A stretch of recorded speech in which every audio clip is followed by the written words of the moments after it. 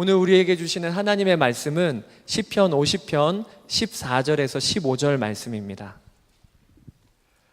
감사제사를 하나님께 드리며 너희의 서원한 것을 가장 높으신 분에게 갚아라.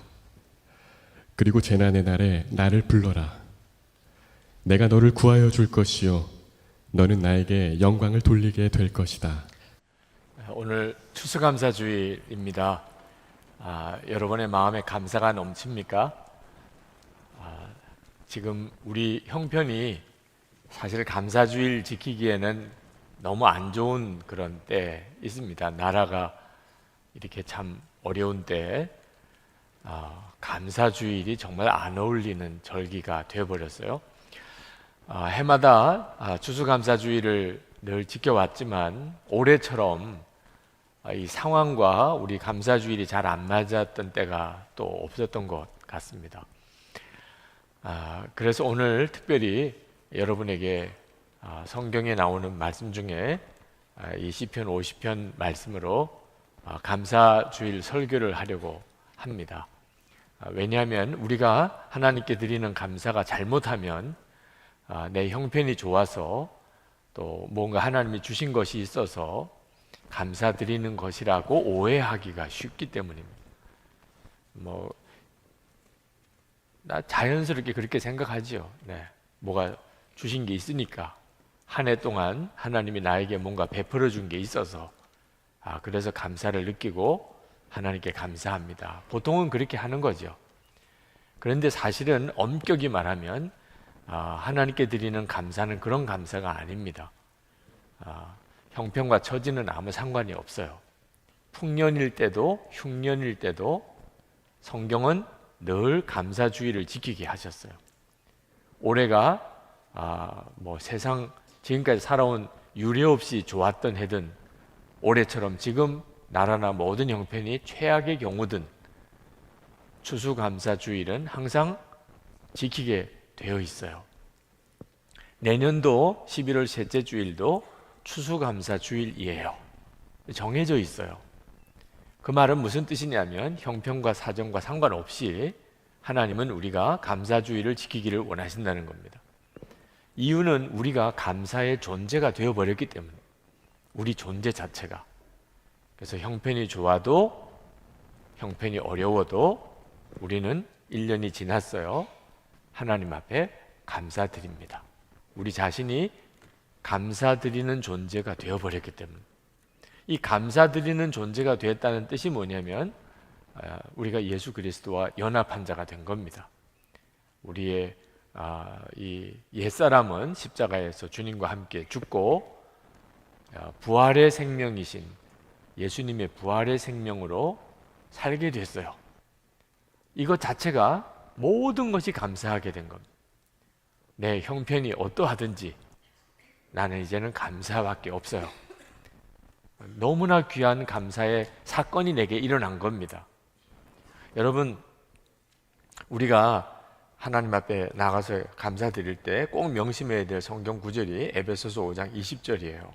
범사에 우리 주 예수 그리스도의 이름으로 항상 아버지 하나님께 감사하며. 그러니까 성도의 감사의 핵심은 범사예요. 모든 상황에 예수 그리스도의 이름으로 아버지 하나님께 감사하는 겁니다. 그러니까 어떤 모순 같은 일이 생기냐면 너무 어려운 상황에 정말 최악의 상황에 이런 처지에 빠졌는데도 감사가 나오는 거예요. 하나님께. 이게 바로 예수 믿는 성도의 특징이에요. 우리 존재가 감사하는 존재가 되어버린 거죠. 여러분, 우리가 하나님께 감사드릴 뿐만 아니고 우리의 삶에서도 감사는요, 뭔가 특별히 좋은 일이 꼭 일어났기 때문에 또는 내가 뭔가 풍성한 사건이 열매가 내게 주어졌기 때문에 드리는 게 아니고 감사 사건이 일어났기 때문입니다. 그래서 감사가 되는 거예요. 감사라는 이 마음은 너무 기뻐서 너무 기뻐요. 어느 정도 기쁘냐? 모든 사람이 고마워요. 모든 사람. 모든 형편이 다 만족스러워요. 이런 일이 있을 수 있을까요? 정말 모든 사람이 고맙고 모든 형편이 다 만족스러운 이런 마음의 상태가 정말 가능할까요? 만약에 부모가 아이를 잃어버렸어요. 그때는 정말 그 부모의 가슴이 녹아요. 그렇죠? 애를 잃어버렸어요.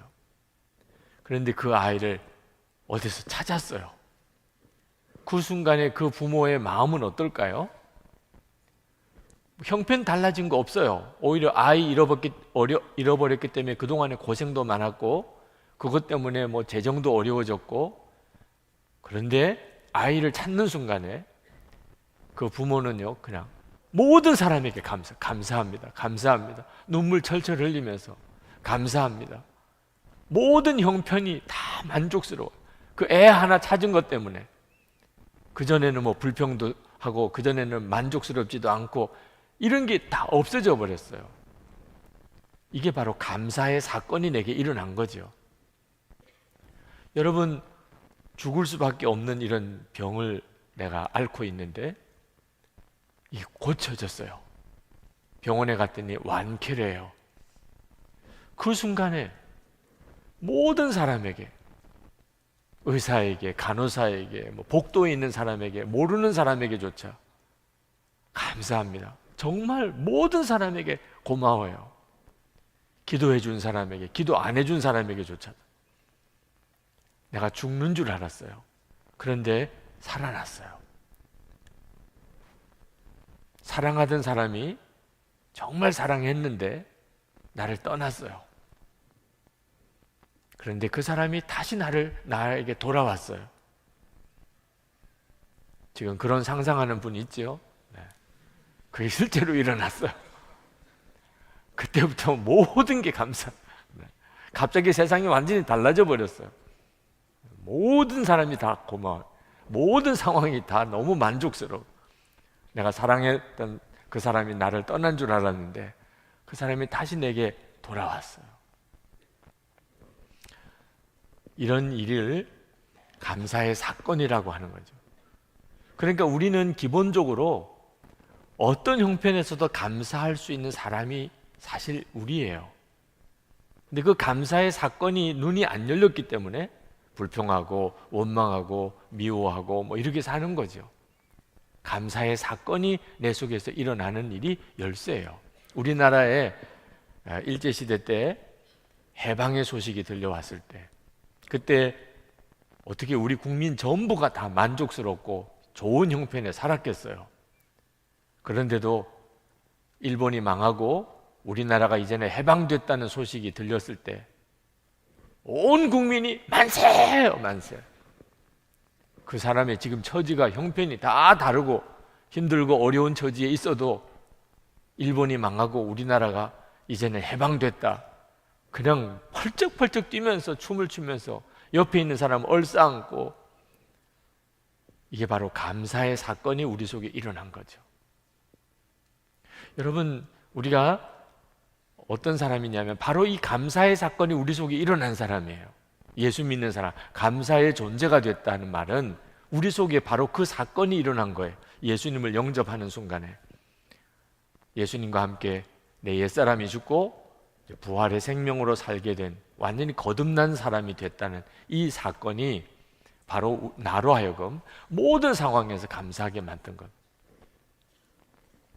김영석 교수님이 쓴 100년을 살아보니 라는 책에 손기정 옹의 이야기가 나옵니다. 그분이 90세에 돌아가셨는데 돌아가시기 바로 얼마 전에 세무사 사무실에 찾아오셨습니다. 그 세무사가 그 손기정 옹의 그동안의 모든 세무와 관련된 일을 도와드리고 있었는데 어떤 일로 오셨냐고 그랬더니 얼마 전에 어디서 어느 단체에서 상금이 자기에게 주어졌다는 거예요. 그런데 이걸 세금을 먼저 납부하고 싶다는 거예요. 그 세무사가 그렇게 이야기를 했대요.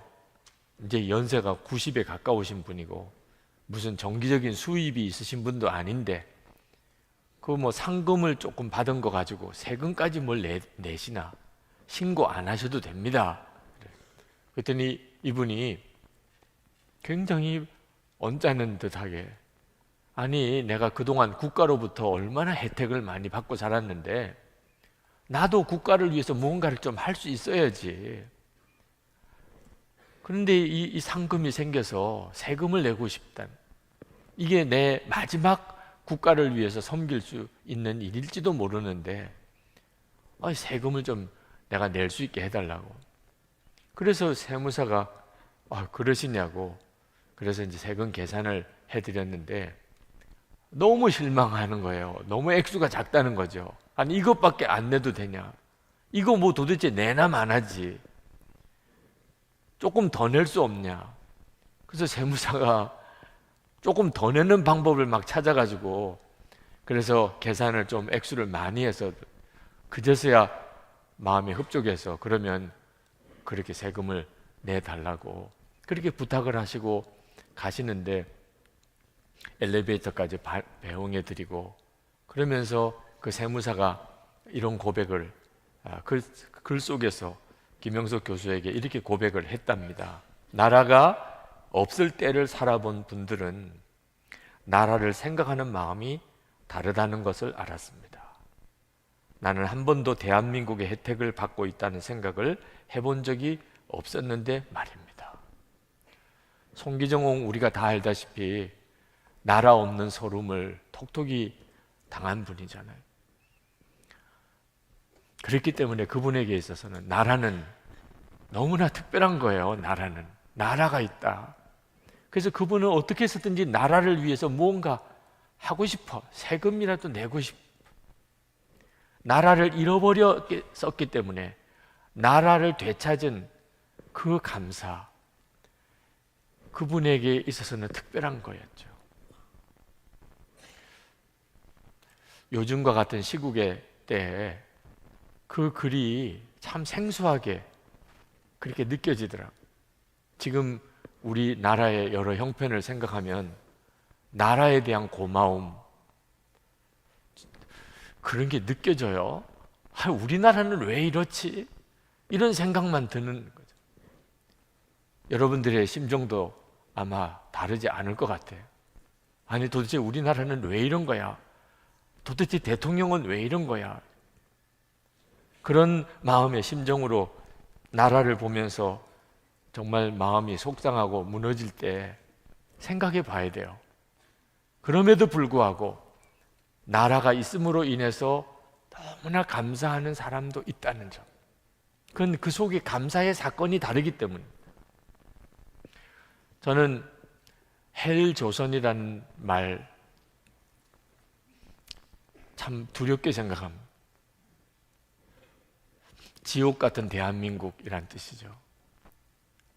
그런 말을 해야 될 정도의 요즘 청년들의 심정은 충분히 이해해요. 제가 여러분 때보다 지금 여러분 때의 마음이 훨씬 더 다를 것도 같고 도대체 지금의 청년 세대, 다음 세대의 어른들이 어떤 나라를 물려주고 있는지 참 부끄럽기도 하고 미안하기도 합니다. 그러나 지옥 같은 대한민국이라는 이런 표현은 무서워요. 왜냐하면 진짜 지옥 같은 대한민국이 되면 말이 씨가 되는 것이거든요. 자꾸 헬조선 하면 그게 성경의 원리에 의하면 내가 입으로 시인하면 내가 자꾸 그렇게 말하면 하나님이 내 입에서 말하는 그대로 해주겠다고 그렇게 하셨거든요. 이건 정말 두려운 일이거든요. 정말 지옥 같은 대한민국이 되고 나면 내가 그때 그런 말을 했던 것에 대해서 두려워할 수, 그때 가서 회개하고 눈물 뿌려 회개하고 이런 일이 벌어질 것이 너무 안타까운 거예요. 지금 현재 되어지는 일이 속상하고 너무 마음이 아파도 그런 말을 들을 때 여러분은 즉시 주님 아닙니다.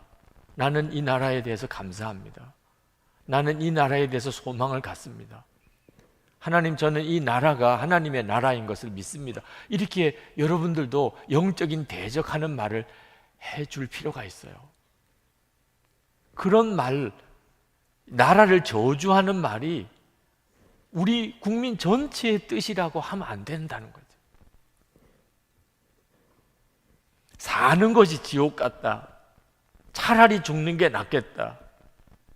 그런 말을 할 수밖에 없는 그런 처절한 삶을 살고 있는 이들도 있을 거예요.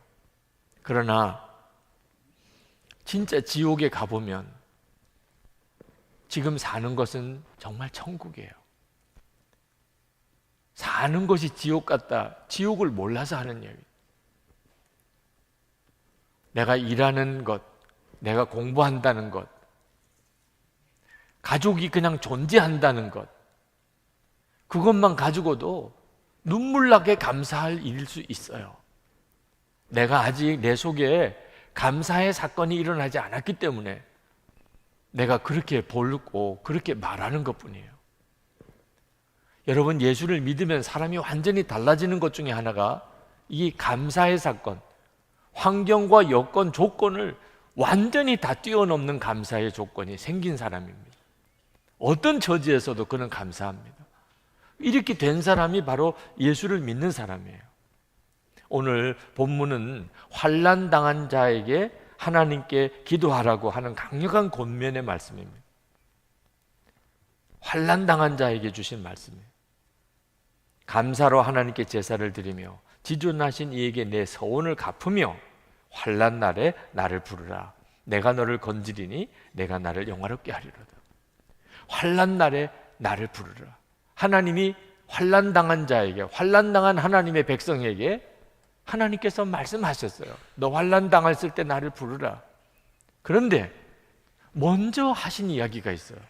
감사로 하나님께 제사를 드리며, 먼저 감사로 제사를 드리며, 그리고 환난 날에 나를 부르라. 여러분, 이거 잊으면 안 돼요. 여러분의 지금 처지와 형편이 개인적으로 너무 어렵고 가정적으로도 어렵고 나라와 우리 나라의 형편을 보아도 너무 답답하고 어떤 처지에 있든지 하나님, 제가 지금 너무 힘들어요. 하나님, 정말 저에게 도움을 주세요. 제 길을 열어주세요. 뭐 이런 여러 가지 기도 제목을 우리가 하나님 가지고 나갈 수 있지만 반드시 명심해야 돼요. 감사로 먼저 하나님께 제사를 드리고 그리고 환난 날에 하나님께 구하는 거예요. 이게 진짜 믿음이니까 그런 거예요. 하나님을 믿을 거면 진짜 믿어야 돼요. 하나님을 진짜 믿으라는 이야기는 먼저 감사함으로 나가는 거예요. 믿음이 없는 사람들은 되어지는 일을 보고 판단해요. 잘 되면 잘 됐구나, 안 되면 안 됐구나. 믿음이 없으니까 되어진 것 보고 판단하는 겁니다. 근데 믿음이 있는 사람은 되어지기 전에 벌써 알아요. 되어지기 전에, 어떤 일이 이루어지기 전에 하나님이 그 일을 이루시는 것을 알아요. 이게 믿음이에요. 아니, 진짜 믿음이 있다면 어떤 일이 꼭 되고 난 다음에 찬송할 거 아니죠. 어떤 일이 이루어지고 난 다음에 감사하는 거 아니죠. 믿음이 있다면 어떤 일이 이루어지기 전에 먼저 감사할 수 있는 거예요. 그래서 환난 날에 기도하지만 벌써 믿음은 하나님이 다 이루어 주신 것을 받아들이는 거예요. 그래서 감사로 먼저 제사를 드리고 그 다음에 환난 날에 구하는 거예요. 그게 믿음이라는 겁니다. 하나님의 사람들은 항상 그랬어요. 다윗이 사울 왕에게 쫓겨서 짐승들이 사는 굴 속으로 이제 피난을 갑니다. 거기밖에 갈 데가 없어요. 그 심정이 얼마나 비참했겠어요. 시편 57절에 보면 그 굴 속에 도망갔던 다윗의 심정이 1절에 이렇게 고백이 됩니다. 하나님이여 내게 은혜를 베푸소서, 내게 은혜를 베푸소서. 내 영혼이 주께로 피하되 주의 날개 그늘 아래서 이 재앙들이 지나가기까지 피하리이다. 완전히 사냥꾼에게 쫓기는 짐승처럼 그 심정은 겪어봐야 하는 거죠. 사냥꾼에게 쫓기는 그런 심정이 되었어요. 굴 속에 도망가서 하나님께 그냥 터져 나오는 첫 마디가 주님의 은혜 날개 아래 제가 피합니다. 하나님, 저에게 은혜를 베풀어 주세요. 그러니까 우리가 그냥 읽지만 가만히 그 말씀의 속 내용을 알고 보면 그냥 굴 속에서 다윗이 펑펑 운 거예요. 하나님, 쫓기고 쫓기다가 짐승이 사는 굴 속에 피신해서 거기서 하나님 앞에 무릎을 꿇고 기도하는 그 기도가 어떻게 그냥 기도가 되겠어요? 그냥 목을 놓아서 우는 거죠. 그런데 그렇게 울고 기도하다가 다윗의 마음속에 이상한 변화가 일어나요. 지금 내 처지가 정말 비참하지만 내가 그 어릴 때 들판에서 양떼들을 돌볼 때 하나님은 그때도 함께 하셨고, 사자와 곰이 달려들 때 그 싸울 때 그때도 함께 하셨고, 골리앗과 싸울 때 그때도 함께 하셨고, 생각해 보니까 하나님이 늘 나와 함께 하셨어요. 그러면 지금도 함께 하시는 거죠. 이 동굴 속에 피신해 있는 이 지금도 하나님이 나와 함께 하시는 거죠. 그걸 생각하고 그 믿음이 생기기 시작하니까 이게 눈물로 드리는 기도가 변해서 감사가 되기 시작해요. 그래서 7절부터 기도가 바뀝니다. 시편 57편 7절부터 하나님이여, 내 마음이 확정되었고 내 마음이 확정되었사오니 내가 노래하고 내가 찬송하리이다. 내 영광아 깰지어다. 비파야 수금아 깰지어다. 내가 새벽을 깨우리로다. 주여, 내가 만민 중에서 주께 감사하오며 문나라 중에서 주를 찬송하리이다. 무릇 주의 인자는 커서 하늘에 미치고 주의 진리는 궁창에 이르나이다. 하나님이여, 주는 하늘 위에 높이 들리시며 주의 영광이 온 세계 위에 높아지기를 원하나이다. 우리가 잘 아는 유명한 찬양곡 가사죠. 이 감사가 그냥 나온 게 아니에요. 정말 눈물밖에 안 나오는 그 기가 막힌 수렁에서 그가 하나님을 바라보면서 울면서 은혜를 구할 때, 그때 다윗의 마음속에 이 믿음의 기적이 일어나기 시작하고, 그 믿음의 기적은 감사였어요. 그래서 눈물의 기도가 감사가 된 거죠. 이것이 하나님을 믿는다는 것이에요. 지금 현재 우리들에게 주어져 있는 형편, 나라의 형편, 개인의 형편, 특히 이때 청년들인 여러분들의 형편, 진짜 정말 암울하기도 하고 캄캄하죠. 연애와 결혼, 출산을 포기해야 된다고 해서 3포 세대라고, 내 집 마련, 인간관계 포기해야 된다고 해서 5포 세대라고, 꿈과 희망마저 포기하라고 해서 7포 세대라고, 모든 거 다 포기하라, 수학에서 부정수로 쓰이는 N자를 넣어서 N포 세대다, 뭐 이렇게 표현들을 하지만 이건 뭐 지금 이 시대의 청년들의 절망을 말하는 것이죠. 근데 진짜 두려운 건요, 정말 두려운 건 하나님을 믿는 우리가 믿음을 잃어버린 거예요. 이것도 없고 저것도 없는 게 두려운 게 아니고 하나님을 믿는 우리 안에 믿음이 없어져 버린 거예요. 믿음이 없으니까 감사가 없는 거죠. 형편이 어려워서 감사가 없는 게 아니에요. 예수 믿는 사람은, 예수님을 믿는 사람은 존재 자체가 감사의 존재예요. 그런데 우리에겐 감사가 없어요. 속으면 안 돼요. 형편이 어려워서 감사가 없는 게 아니에요. 그게 두려운 거예요, 정말. 김영석 교수님이 쓴 100년을 살아보니 거기에 보면 1968년도에 대만의 철학자인 임어당 박사가 한국에 와서 강연을 한 적이 있었습니다. 1968년, 정말 어려울 때예요. 전쟁 아직도 제대로 복구도 안 되고 정말 찢어지게 가난한 그런 때, 그때는요 꿈이 없었어요. 여러분, 지금만 어려운 게 아니에요. 그 1968년은 정말 끔찍했던 때예요. 한국의 젊은이들이 뭘 꿈을 꿀 여지가 없었어요. 그때 임어당 박사를 초청해서 그 서울 지금 서울시의회가 있는 곳인가요? 거기 시민회관에서 강연을 했는데 얼마나 청년들이 많이 모였는지, 그 바깥에 스피커를 달아야 돼서 바깥에까지 사람들이 막 몰렸기 때문에. 그때 김영석 교수님이 그 청년들이 몰려든 걸 보고 울었다고 그랬어요. 그 어딘가에 희망의 메시지를 한번 듣고 싶어서. 그때 한국의 청년 대학생들이 임어당 박사의 강연 한번 들으려고 그렇게 몰려들어서 그 마음의 욕구는요, 어딘가 희망이 있을까? 어딘가 꿈이 있을까? 그걸 듣고 싶어서 몰려든 거예요. 그때 임어당 박사가 했던 이야기, 핵심만 따지면 선진국가의 젊은이들은 장관이나 사장의 아들, 딸과 같아서 부모의 혜택을 받고 태어났다. 부나 보람의 측면에서 다 올라가 있기 때문에 앞으로는 내려오는 길밖에 없다. 그러나 아시아와 한국의 여러분들은 가난한 농부의 아들, 딸로 태어났기 때문에 더 내려갈 곳이 없다. 이제 위로 올라갈 길만 주어져 있다. 그 희망과 가능성이 여러분의 행복이다. 불평과 원망스러운 마음 버리고 감사하는 마음과 용기를 갖고 새 출발을 해주기를 바란다. 뭐 그런 내용의 강연을 했고,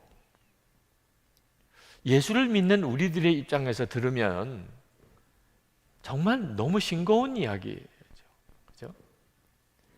그런데 그 강연에 많은 한국의 청년 대학생들이 감동을 받고 힘을 얻고 위로를 얻고 갔다. 그랬다니까요. 1968년도에는 오죽 붙잡을 데가 없었으면 그 임어당 박사가 그 저 선진국에 있는 청년들은 부잣집 자녀들과 같은데 지금은 너무 형편이 좋아. 그런데 내려가는 길밖에 없어. 그런데 우리 한국은 가난한 농부의 자녀라. 이제는 더 내려갈 데가 없어. 이제는 뭐 살면 올라가는 길밖에 없어. 그걸 희망으로 삼으라. 그 말 한마디에 위로받고 갔다니.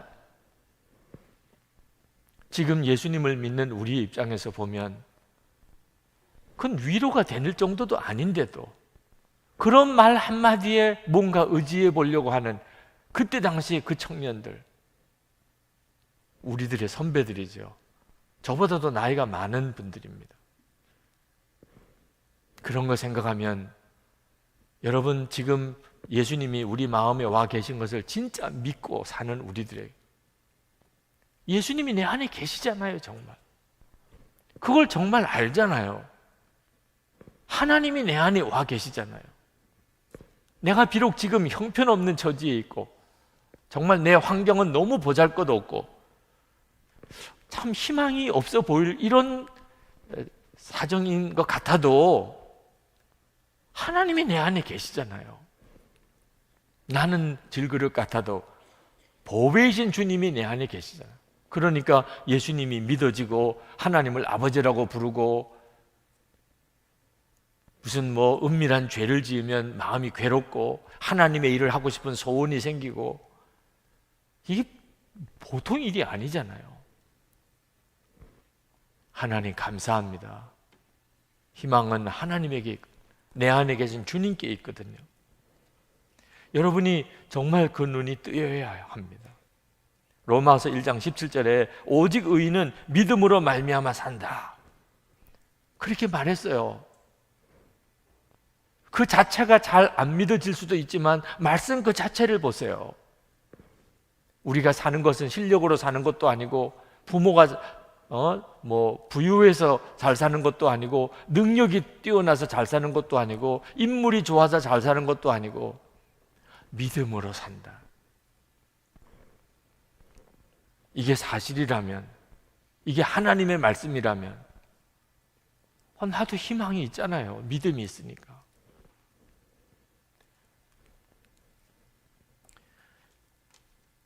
예수님께서 말씀하셨어요. 요한복음 14장 1절에 너희는 마음에 근심하지 마라. 근심하지 말래요. 이게 주님이 내게 말씀하시는 거죠. 요한복음 14장 27절에 평안을 너에게 끼치노니 곧 나의 평안을 너에게 주노라. 내가 너에게 주는 것은 세상이 주는 것 같지 아니하니라. 너희는 마음에 근심도 말고 두려워하지도 말라. 내 안에 오신 주님은 실제로 그렇게 역사하세요. 여러분 중에 나는 그런 경험 안 해봤습니다. 이제 여러분에게 정말 너무나 놀라운 그런 경험이 올 거예요. 여러분이 진짜 그 말씀을 믿고 주여 제가 이 말씀을 경험하기 원합니다. 주님의 평안이 내 평안이 되는, 내 마음이 변한 것은 내가 알 거 아니겠어요? 그 기적이 일어나는 것을 내가 알 거 아니겠어요? 어느 선교사님이 기도를 요청해 오셨어요. 이제 안식년이 끝나고 임지로 가십니다. 그런데 몸이 아파요. 안식년 동안 치유받기를 원하셨던 모양인데 치유가 안 돼요. 이제 안식년 끝나고 임지로 가야 돼요. 마음이 여러 가지로 힘드시군요. 몸도 아프고 또 선교 임지로 가야 되고, 이제 떠날 때는 바로 눈앞에 다가왔고, 그래서 기도를 해달라고 오셨어요. 저도 그 선교사님을 위해서 기도를 하는데 마음이 막막하더라고요. 얼마나 힘들까, 얼마나 두려울까. 그래 기도를 시작했어요. 하나님 고쳐달라고, 선교사님 회복하게 해달라고, 이렇게 기도를 해야 되나? 그냥 그 선교사님 듣기 좋게 기도하려면 그렇게 해야 되겠지만 내 기도가 위로가 되겠어요? 진짜 주님이 임하셔야죠. 그래서 그 선교사님을 붙잡고 그냥 주님만 불렀어요. 주님, 주님, 함께 하시는 걸 믿으니까, 제게도 계시고 그 선교사님 안에도 계시니까, 주님, 함께 하시는 주님. 그럴 때는요, 감사밖에 드릴 게 없어요. 그냥 함께 계신 거니까. 우리는 예수님에게 감사하며 사는 존재예요. 그래, 주님 감사합니다. 선교사님은 병이 들어서 이제 임지로 가셔야 되는 절박한 사정에 오셨는데 주님을 자꾸 부르니까 그냥 감사합니다. 주님 감사합니다. 그렇죠. 뭐 나를 구원하시고 내 안에 오신 주님, 그 선교사님을 구원하시고 그 선교사님 안에 오신 주님, 감사합니다. 감사합니다. 그리고는 아버지 하나님을 부르게 하죠. 아버지 하나님. 하나님이 아버지시니까. 그러고 보니까 자꾸 믿음이, 선교사님이 이제 임지로 가시는데 아버지 손을 붙잡고, 딸이 아버지 손을 붙잡고 그 나라를 가는 거예요. 딸이 아버지 손 붙잡고 어느 나라를 가면 여행이죠. 참, 딸이 아버지를 의지해서 어느 나라를 구경 가는 거죠. 아버지 하나님, 아버지 하나님, 주님의 딸입니다. 아버지 손을 붙잡습니다. 참 이상하죠. 주님을 부르고 아버지 하나님을 부르고 기도하면서 마음이 바뀌기 시작해요. 지금 이 선교사님은 불쌍하고 안타까운 게 아니고 아버지 손 붙잡고 이제 그 나라로 가는 거예요. 하나님의 나라를 찬양합니다. 선교사는 세계 열방을 향하여 복음을 전하고 주의 오심을 준비하는 자들이거든요. 바라보는 게 하나님의 나라예요. 하나님의 나라. 세상 없이 복이 있는 사람이에요. 하나님의 나라의 최일선에서 하나님의 나라를 위해서 사시는 분이에요. 하나님은 한국에서만 계신 게 아니잖아요. 그 나라에서도 계시죠. 우리 안에 계시니까. 그렇게 주님을 부르고 아버지 하나님을 부르고 하나님의 나라를 고백하고 그러면서 그냥 터졌어요. 감사가. 감사합니다. 감사. 두려움 어느 순간 없어졌어요. 몸은 병이 있고 이제는 임지로 가야 되는 그런 형편이지만 두려움 없어졌어요. 세상 없이 복이 있는 사람이에요.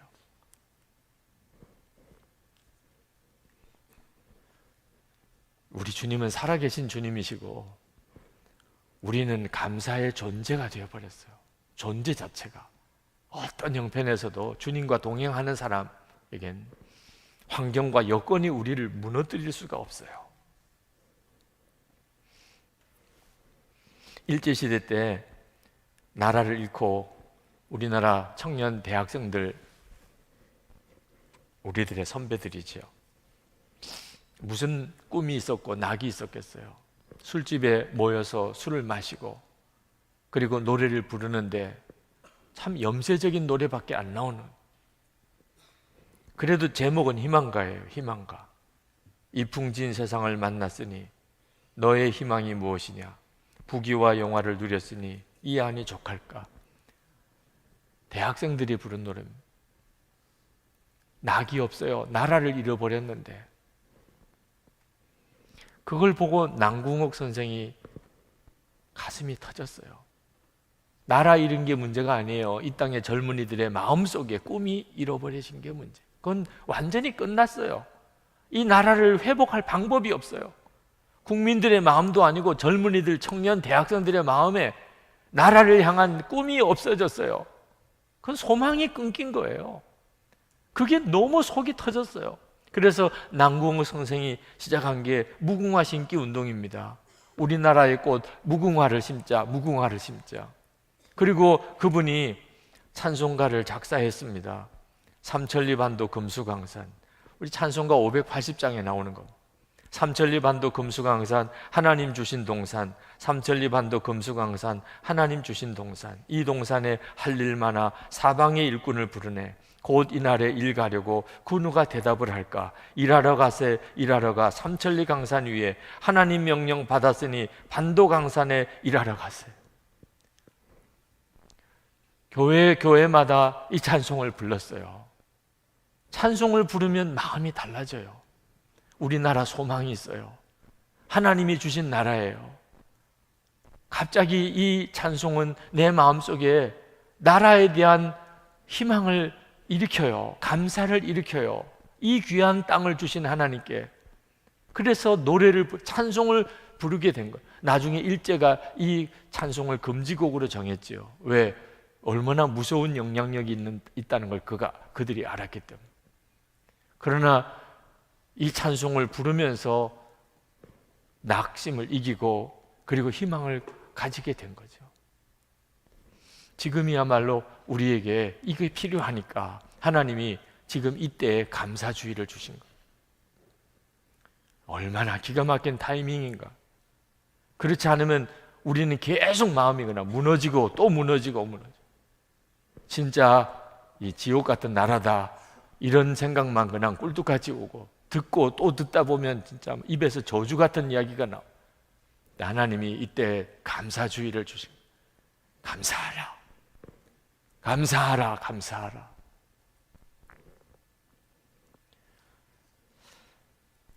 조지 에버렛 로스 선교사님 31년 동안 선교 활동하면서 믿음에는 두 가지가 있다는 것을 발견했다는 거예요.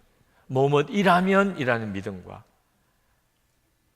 뭐뭐이라 할지라도 라는 믿음, 두 가지가 있다.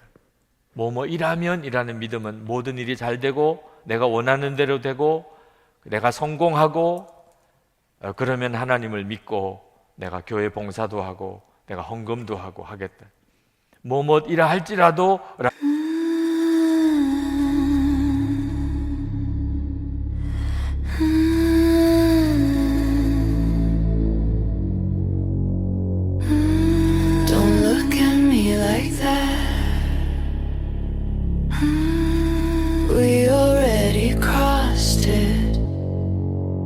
Neon dust inside my lungs. Every word comes out undone. Your reflection splits in two. One is false, one feels too true. I can hear the voltage speak through the silence in.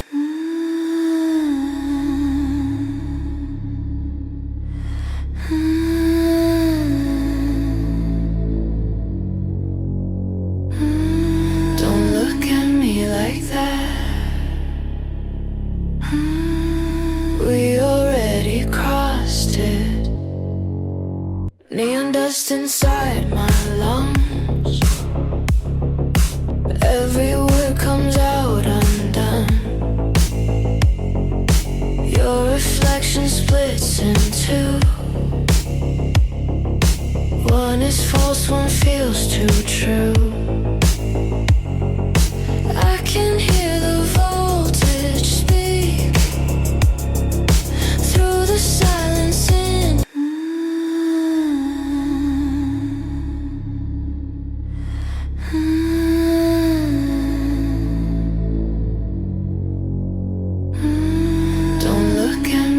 like that.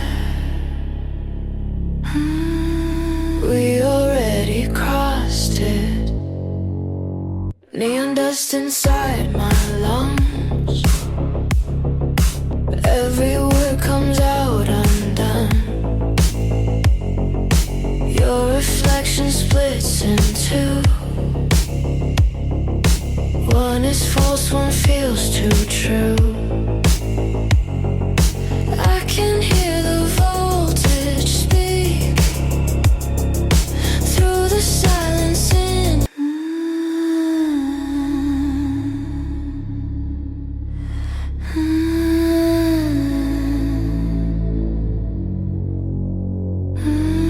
Don't look at me like that. We already crossed it. Neon dust inside my. 라는 믿음은 비록 내가 어려움을 당하고 내 뜻대로 이루어지는 일이 없고 내가 오히려 십자가를 져야 되고 내가 비록 죽어야 된다 할지라도 나는 하나님을, 창조주 하나님을 믿을 것이고 나는 감사할 것이라. 죽어도 믿고 죽여도 믿고 죽어가도 믿고 죽어서도 믿겠다. 31년 동안 선교사로 사역을 해보니까 믿음은 둘로 딱 갈라지더라. 그럼에도 감사죠. 이 감사가 우리를 살리고 가정을 살리고 여러분의 인생을 살리고 그리고 이 나라를 살리는 거예요. 이게 추수감사절의 하나님의 계획입니다.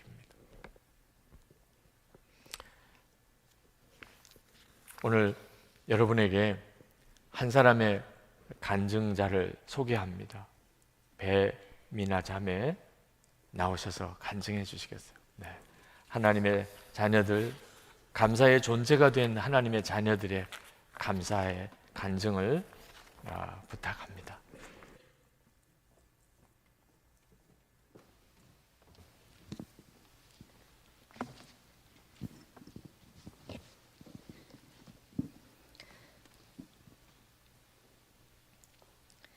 저희 가정은 딸만 세 자매인 가정에서 부모님 아래 부족함 없이 예수님의 은혜로 평안함과 감사함으로 그렇게 평범하게 살았습니다. 그런 저희 가정에 5년 전부터 동생은 개항성 대장염이라는 희귀병에 걸려 힘든 고난의 시간들이 시작되었습니다. 동생의 대장은 하루에도 수십 번씩 피와 먹는 것을 쏟아내는 증상과 동시에 무려 20kg라는 몸무게가 줄어들면서 시간이 지날수록 동생은 앙상한 모습으로 변해갔습니다. 피를 너무 많이 쏟아내서 항상 수혈을 해야 했었고 심한 통증과 증상 때문에 하루에도 편안하게 잠든 적이 없었고 저녁 늦은 시간에 응급실에 자주 가야 했었습니다. 그런 제게 할 수 있는 건 새벽 기도에 나와 강대상에서 우는 것 외에 할 수 있는 게 없었습니다.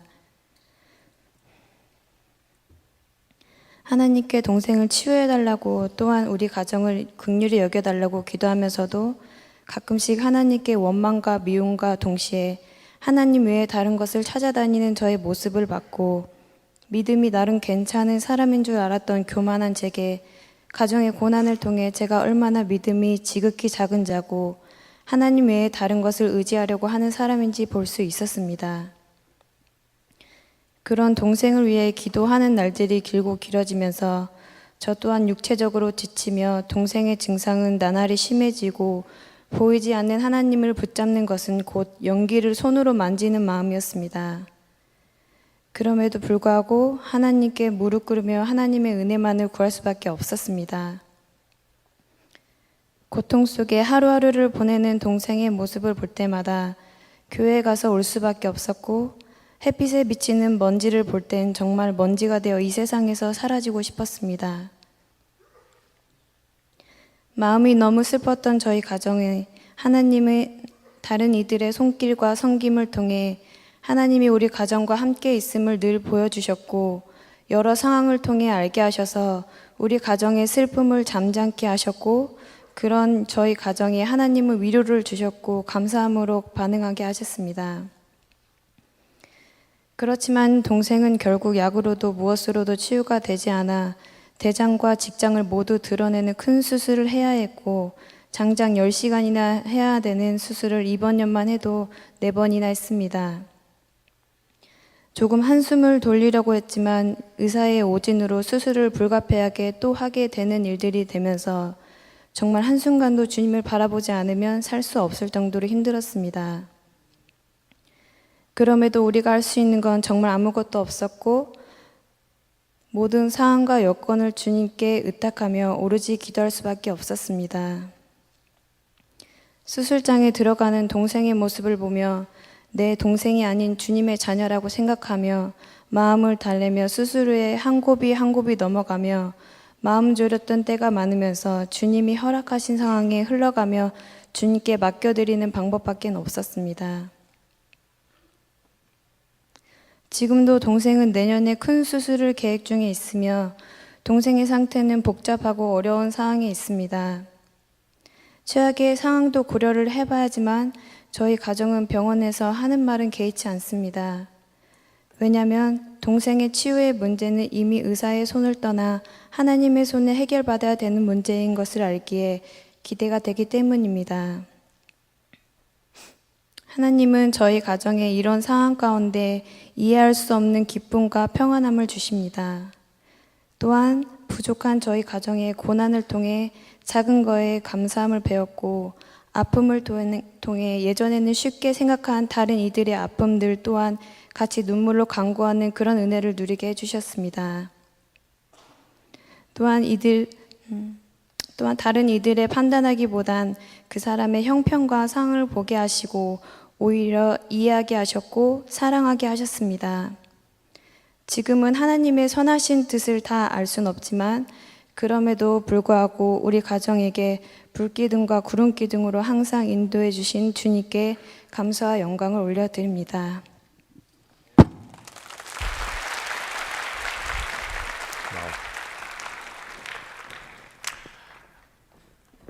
여러분, 짧게는 그저 한 달 또는 1년, 조금 길게는 10년 정말 믿음의 삶을, 순종의 삶을 사는 제안을 좀 하고 싶어요. 여러분의 영성일기에 여러분의 모든 상황을 감사로 고백하는 것. 그것밖에 우리가 지금 현재 할 수 있는 일이 없다면, 하나님, 저는 감사의 존재입니다. 이미 존재 자체가 바뀌었습니다. 제게 주어진 모든 삶의 문제에 대해서 다 하나님께 감사로 올려드립니다. 감사로 고백하고, 감사를 믿고, 감사하며 기도하고,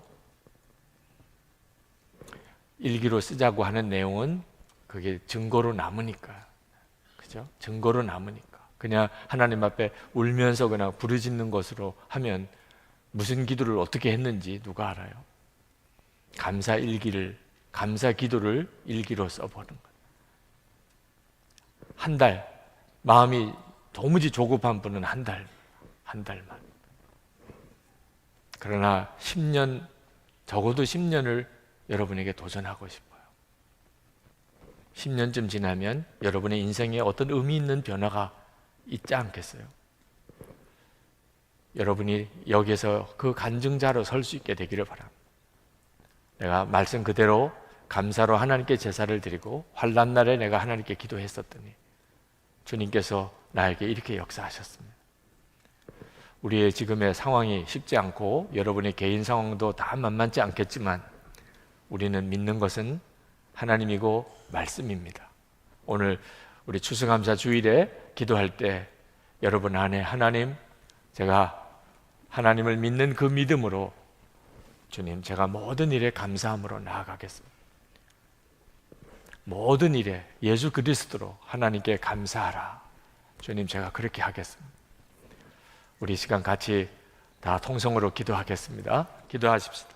은혜와 사랑이 충만하신 아버지 하나님, 놀라우신 하나님의 은혜를 감사합니다. 아버지 하나님, 오늘 추수감사 주일입니다. 2016년 한 해의 가장 큰 감사 주일을 오늘 지키려고 저희들이 주님 앞에 왔습니다. 아버지 하나님, 힘들고 어려운 우리의 형편입니다. 하나님, 정말 힘들고 어려운 사정입니다. 아버지 하나님, 그러나 하나님의 말씀하셨습니다. 환난 날에 하나님 나를 부르라고 하시기 전에 하나님 감사로 제사를 주님께 드리라고 하셨으니 아버지 하나님 이 말씀과 이 약속을 붙잡고 주님 앞에 나아갑니다. 아버지 하나님 주님의 말씀에 오직 순종함으로 나아갑니다. 주님이 하라고 하시는 대로 나아갑니다.